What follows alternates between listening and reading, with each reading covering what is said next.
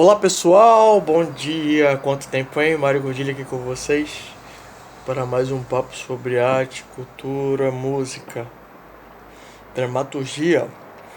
E hoje eu vou falar sobre um tema mais delicado. Eu vou falar sobre a dramaturgia, sedução, sexo, sobrevivência nas duas primeiras décadas do século XX, entre mais ou menos 1910 e 1925, 1930 por aí. Como é que se dava essa questão dos temas, né, que eu falei aqui para vocês? Antes, pra gente entrar no clima da época, vamos ouvir Primeiro Amor de Patápio Silva, que foi lançado em 1907, mais ou menos.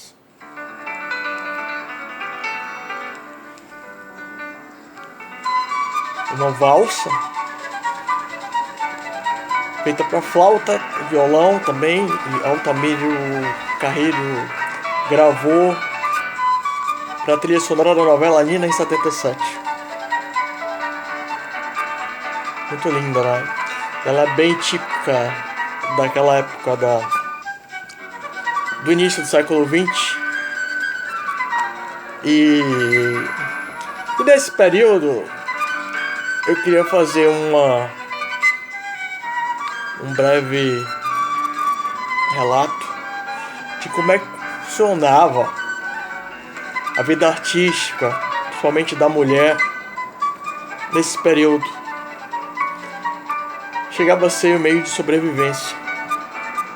Nesse período da primeira década do século XX, primeira a segunda década, existiram várias situações que deixaram muitas mulheres e filhas adultas órfãs, viúvas. E elas precisavam sobreviver. Nesse período, a rádio ainda não existia. Não existia aquela coisa do trabalho com voz. Não de maneira comercial. Existia um teatro de revista,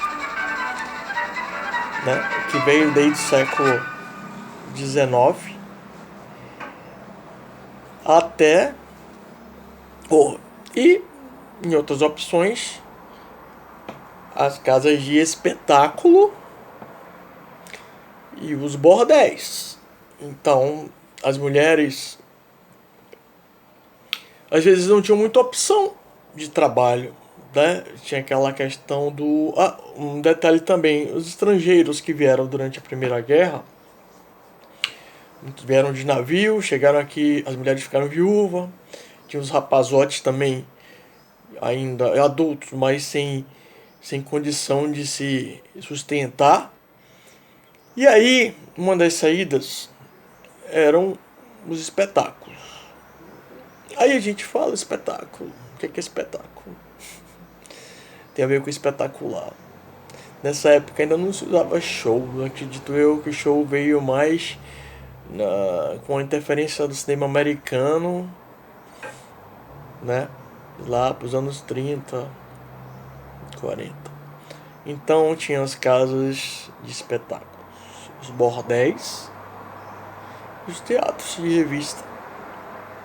Isso aí eu tô falando em relação ao teatro de como é que fala? De diversão.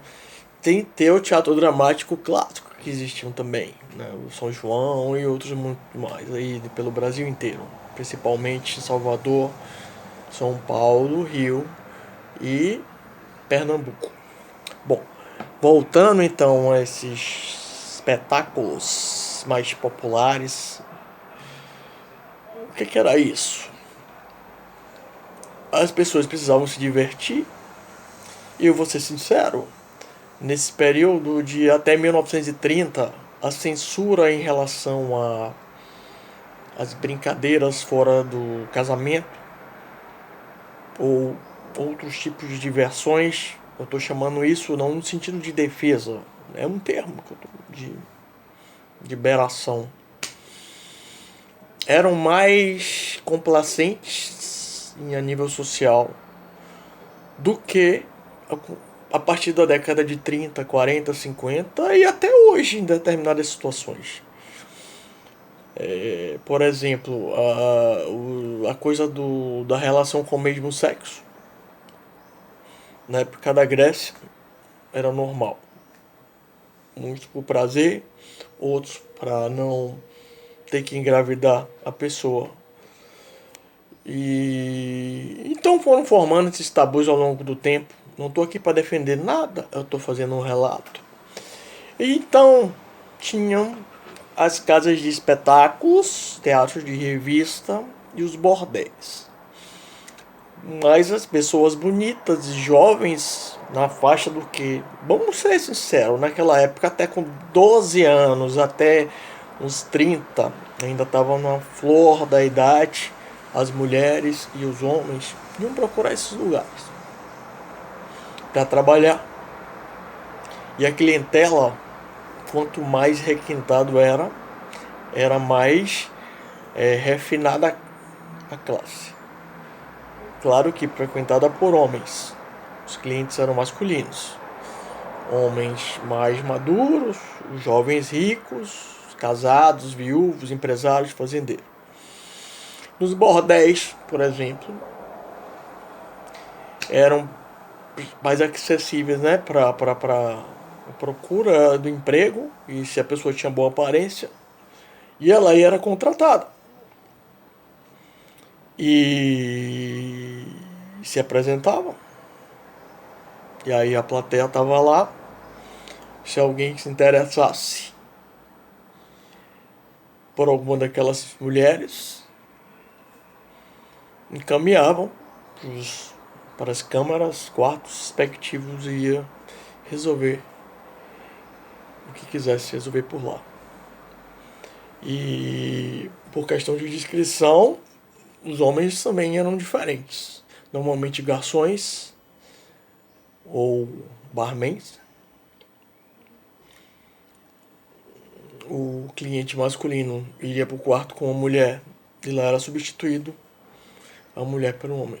E assim funcionava, entendeu? E nesses bordéis também era um tipo de catálogo para a descoberta pelos olheiros de pessoas com talento, porque tinham shows, tinham as pessoas que circulavam mesmo, servindo, mulheres, homens, etc. E o clima era aquele. E os olheiros iam lá e se alguém se despontava nesses shows que acontecia, eram convidados a participar do teatro de revista. Que aí era uma coisa menos diversão no sentido sexual e uma diversão mais mesmo de descontração. E lá muitas atrizes foram descobertas, não porque elas quiseram se prostituir, mas porque elas precisavam sobreviver, assim como os homens, e depois foram para o teatro de revista. Isso eu estou falando entre as décadas de 10 e 20 no Brasil. E aí, como é que era feito aí do teatro de revista? Muitos também eram descobertos para ir para a comédia do teatro dramático mesmo, das grandes companhias. E eu vou te falar, as companhias que surgiram na década de 20, 10, 20, 30, 40, elas eram bem unidas, bem compactas, no sentido assim, eles eram bem... eram núcleos que se autoprotegiam. Então uma pessoa que conseguia entrar numa trupe, ela estava bem resguardada, eles se ajudavam. Inclusive o retiro dos artistas que surgiu, se eu não me engano, foi na década de 20 ou 30, em São Paulo, o retiro